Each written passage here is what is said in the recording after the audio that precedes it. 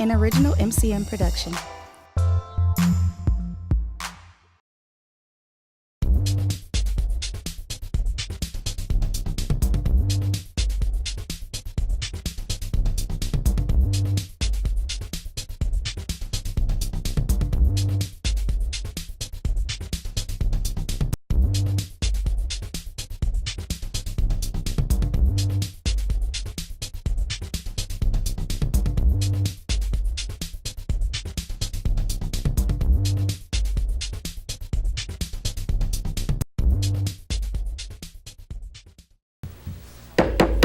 Good morning, everybody. We'll call the meeting of the full commission to order.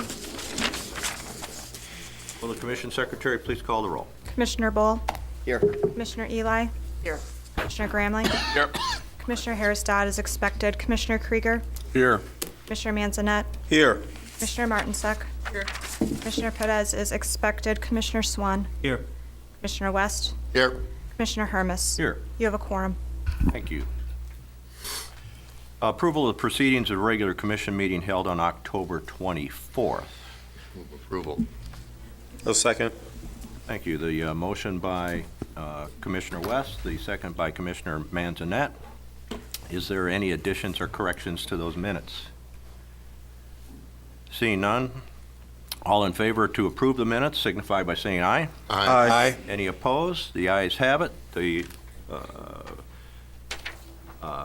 minutes are approved and so authorized. New business. Operations and maintenance report for the month of October. Pat and Scott, please. Morning, Commissioners. Good morning, Commissioners. Good morning. Good morning. Patrick Obanoff, District's Manager of Contract Compliance. Scott Royer, Veolia's General Manager. With the Operations and Maintenance Report for October. In October of 2016, we were in full compliance with our Wisconsin Pollutant Discharge Elimination System permit. Veolia was in full compliance with the Operations and Maintenance Agreement. We did not have any combined sewer overflows or separate sewer overflows this month. Our percent capture year-to-date, 99.7%.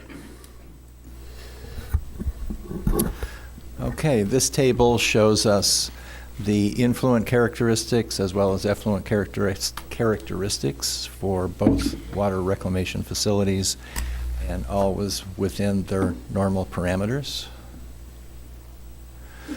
This shows Jones Island effluent biochemical oxygen demand as well as total suspended solids. And as you can see, we're well below the permit limit and the contract limit for the last 13 months.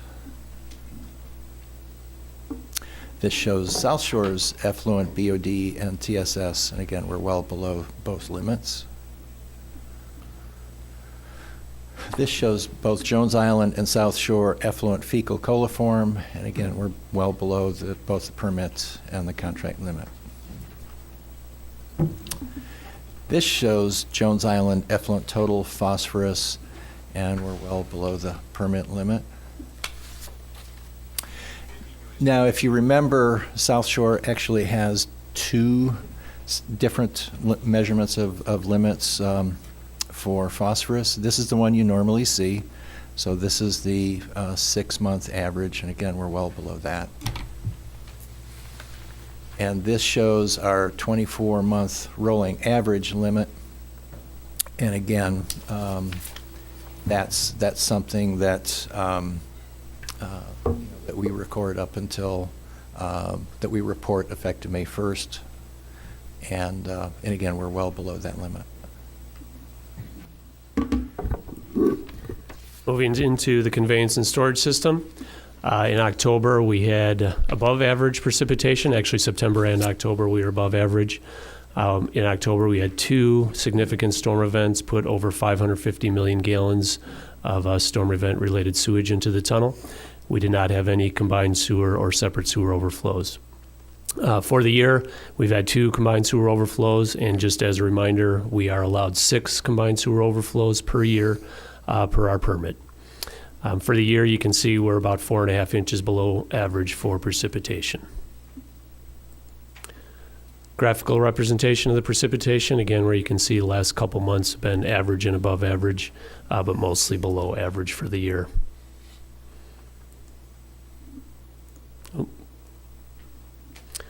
Moving into biosolids production, the top part of the chart, you can see the orange line shows the production year to date, where we are just about at 35,000 tons as of the end of October, pretty much matching what is requested by our Milorganite marketing group. The bottom part of the chart shows our silo inventory, where we ended the month of October with 3,900 tons, well below our operational maximum of 10,000 tons.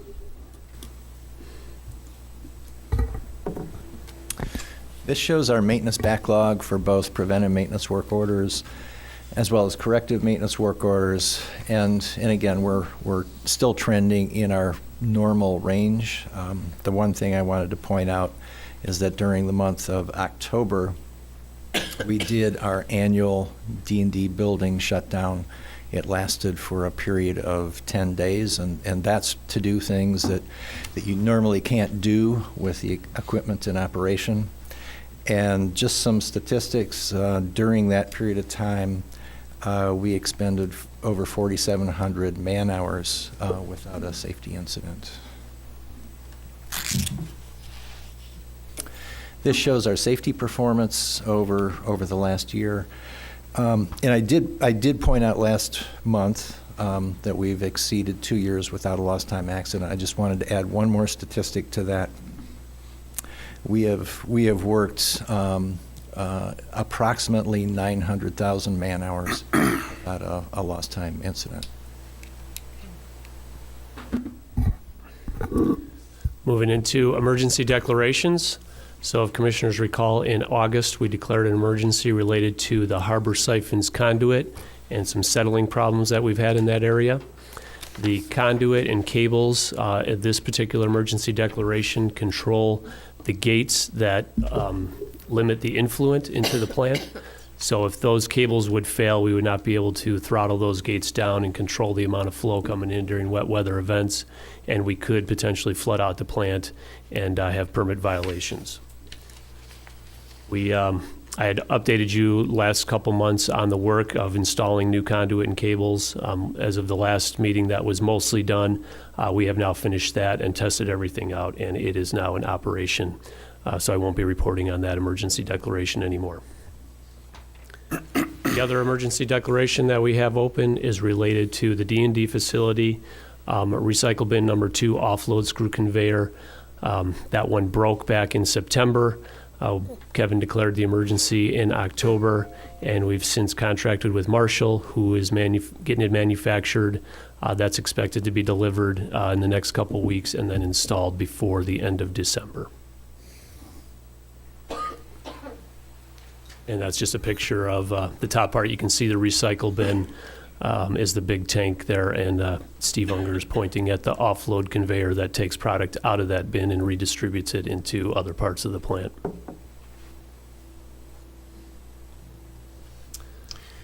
This is a different part to the operation and maintenance report, but we do have a staff recognition listed under the executive director's report, and since we had Pat and Scott here, we thought this would be a good time to do some of the recognitions that we have, so we added this to the end of this report.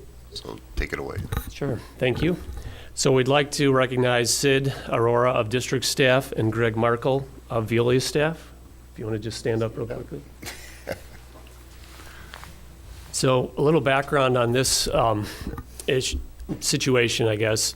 From about 1999 through 2013, the lake levels were low enough where we didn't really ever have to pump at South Shore, at least at the effluent. In about 2014, lake levels started coming up, and in the last couple of years, they've risen several feet. Our operation and maintenance manuals say, run the pumps during these situations. So we did. We started running them as Veolia is required to do, run the plant per the operations and maintenance manuals. But they asked the question, why exactly are we? There was no documentation, good documentation as to what the effects would be if we didn't run them. So they studied this year during base flows and during several wet weather events, what would happen to effluent quality, Would the disinfection system be impacted either through insufficient mixing or increased chemical use? And/or would water elevations throughout different parts of the processes be too high? So again, they studied that. They drafted everything up with a plan. They presented the results back to us. And, they showed that we can avoid effluent pumping in most situations. So during most dry weather days, we do not have to pump. When we get wet weather, we are going to have to pump. But it's about 90 to 95% of the time when we're in normal, base flow conditions. So we're saving a lot of energy. We're saving a lot of wear and tear on the pumps and all the associated equipment. And that cost savings is estimated about $50,000 per year. So just want to take this opportunity to recognize them for their efforts going above and beyond, just accepting what it says in the manual and really digging into the details to find out why we're doing something and improve the situation. Excuse me, the situation. So, thank you for your work. Thank you. Congratulations.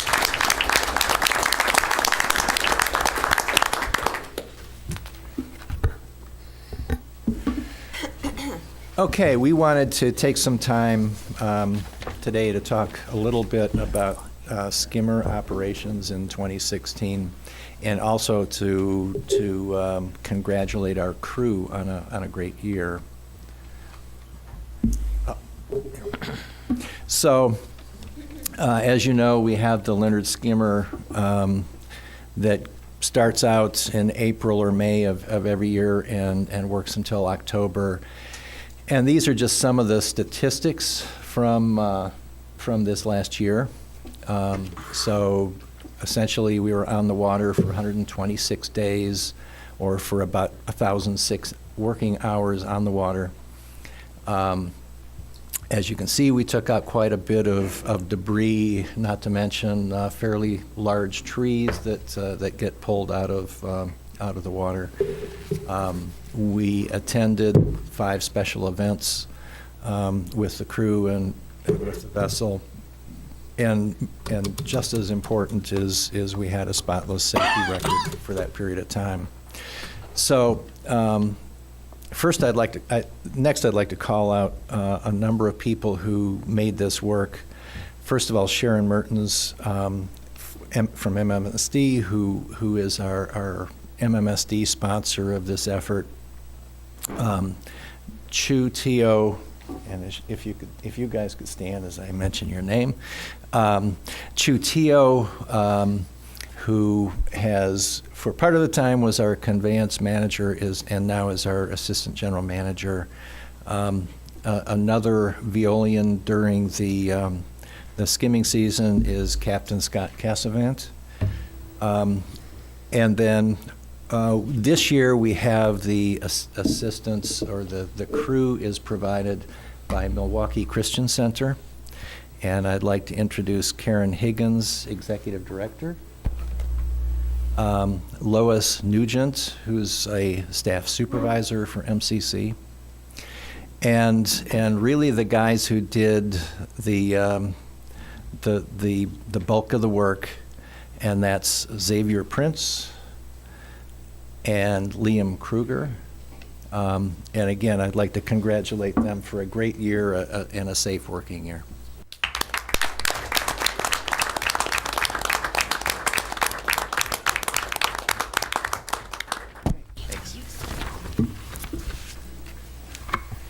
With that, we'd be happy to answer any questions. Commissioner Martinsek. I just have a quick one. Have you guys seen that water wheel, that solar-powered thing that the Harbor District is promoting for the KK? We have.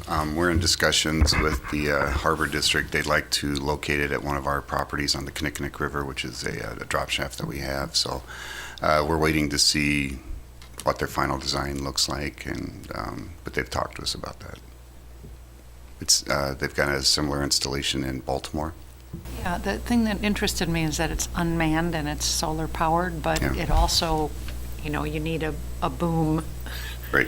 which means you don't really have, water. It wouldn't work on the Milwaukee River or the Menominee because you have so much boating traffic, but it might work on the KK. And had impressive statistics. I just wondered if we were keeping an eye on it. Yeah, we've been working with the Harbor District on that. Commissioner Gramley. Thank you. Thank you, gentlemen, for your report. I do have a quick question on the slide showing the 24-month rolling average of the phosphorus effluent. If you wouldn't mind going back to that quickly. Can you just refresh my memory as to whether or not the limit of 0.6? Sorry about that. That's all right. No sweat. There we go. Thank you. Thank you. The limit of 0.6 milligrams per liter, is that fixed in time, or is that a limit that ratchets down over time, or what might we expect for that limit over an extended period of time?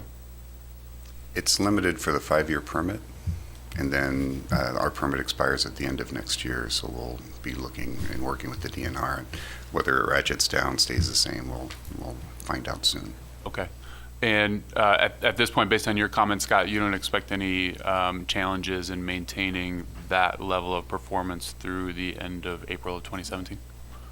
Okay. Thank you very much. Thank you.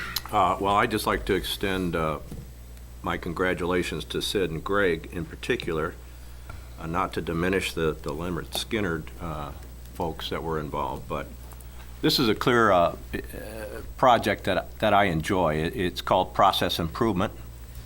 I'm a big advocate of that within an organization. And to see the employees get involved in the everyday rote decisions where they see it best, and they wonder why we do things a certain way, and so often they don't question it with their supervisors or superiors, and nothing changes. And so here we have a clear indication of employees that took initiative into their own hands, not only questioned it, but brought the appropriate data forward so that we could make the appropriate process evaluation and procedure change, and in this case, proved to be successful, and ends up saving us $50,000 a year. Those are great things, and every organization should seek to reach down to those employees and foster that type of environment to say, hey, what do you think needs to be changed? Are there ideas out there that can help us? So I'm glad you stepped forward. I'm glad you brought forward the data to do it. It was a data-driven decision, and one that certainly proved effective. Thank you for your efforts. Thank you. Thank you. Gentlemen, thanks for your report.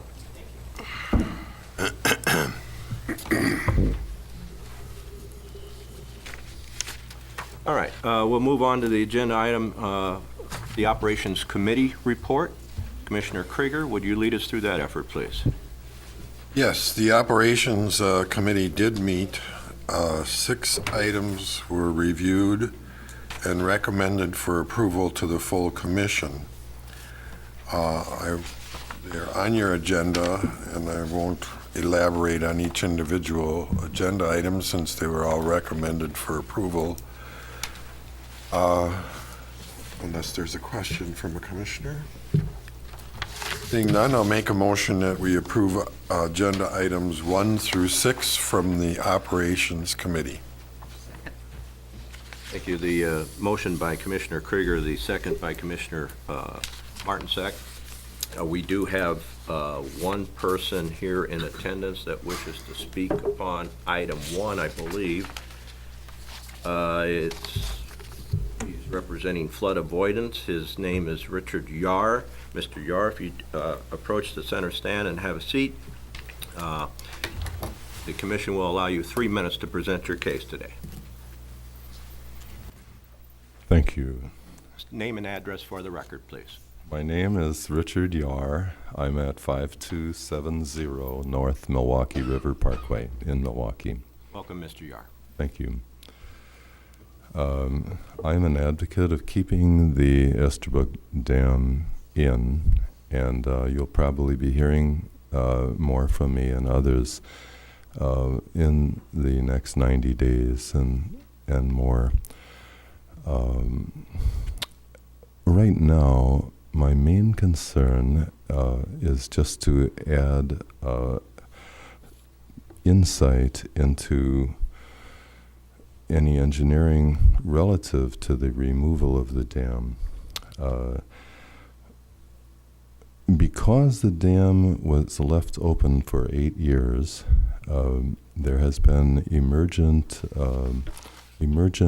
land like islands and berms in the river, and now in one area there is 8 to 10 foot high foliage and 90 to 95% blockage of the central channel, which is necessary for conveyance for flood avoidance in this area. I have one sheet which I have sent to Kevin, and I also have a number of photographs that were extremely shocking to me when I discovered the concealment by foliage of what has actually happened at the entrance to the central channel. And I would very much like for the MMSD to be aware of it and to see if you can help us to avoid a major flood this spring during the runoff and any heavy rain events. And that's what I have to say. Thank you, Mr. Yarp. Is there further discussion from the commission? Motion is on the table. Seeing no further discussion, all in favor signify. Sorry. Sorry. Signify by saying aye. Aye. Aye. Aye. Any opposed? The ayes have it. The motion is carried. The item is approved.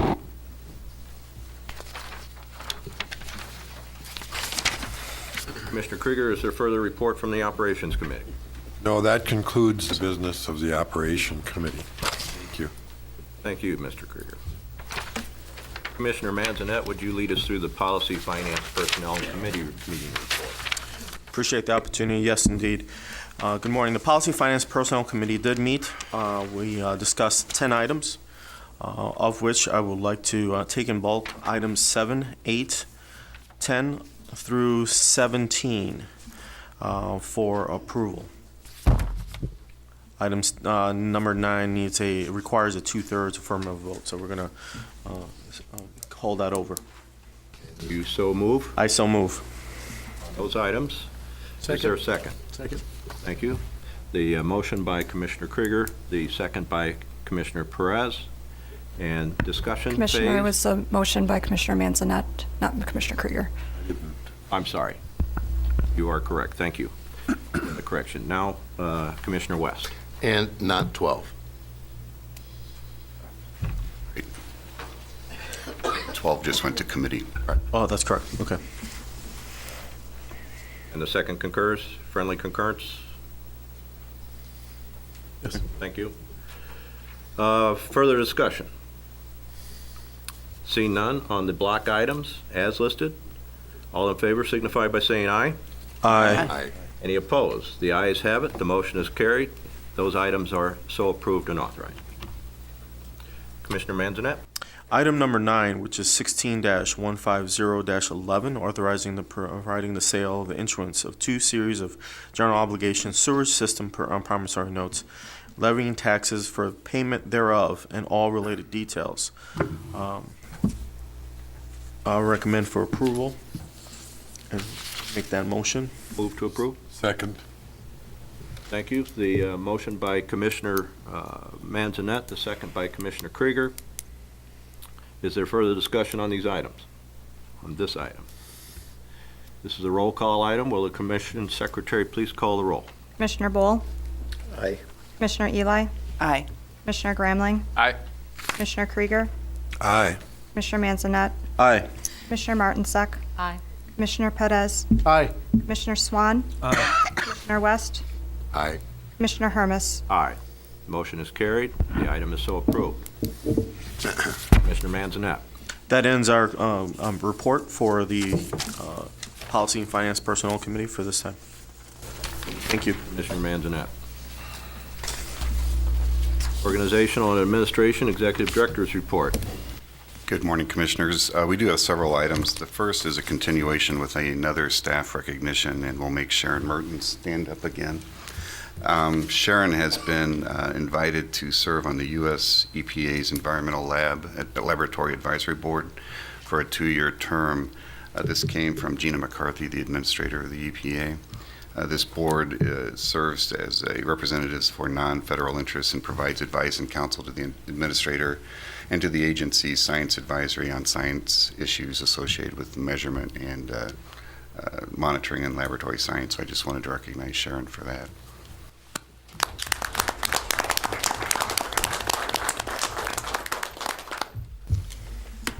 Under item C, Community Partnership Award, we have several people. 4 of them are listed here. My name is on here, but I had nothing to do with this. But it's from the Milwaukee Fire Department as a Community Partnership Award. We have several properties, one of them being the B bus line, where we've asked or allowed the fire department to come in and do testing and work on their skills for how to handle fires in industrial buildings. Tom Trainer is sitting way back in the corner, and Don Niemer were part of this. There's 4 names on that plaque, but I believe there's umpteen number of people that helped with this, and so just wanted to identify this. We went to an award ceremony, which was really, really neat, that the fire department put on, and it just shows that cooperation that we have with other units of government around the region. So thank you, Tom.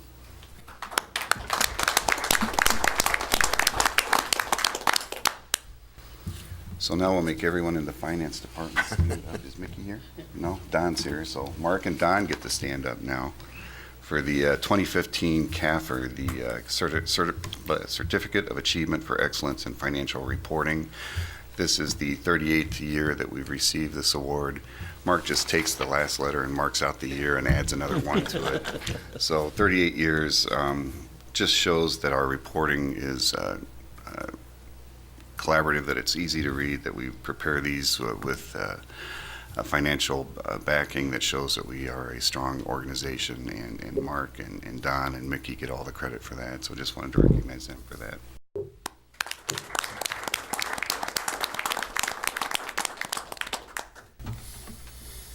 And that's it. That's it. No closed session. Wow. Then that leaves me no other option than to call for adjournment. Move to adjourn. I'll second. The motion to adjourn by Commissioner Krieger, the second by Commissioner West. All in favor signify by saying aye. Aye. Any opposed? This meeting is adjourned. Thank you.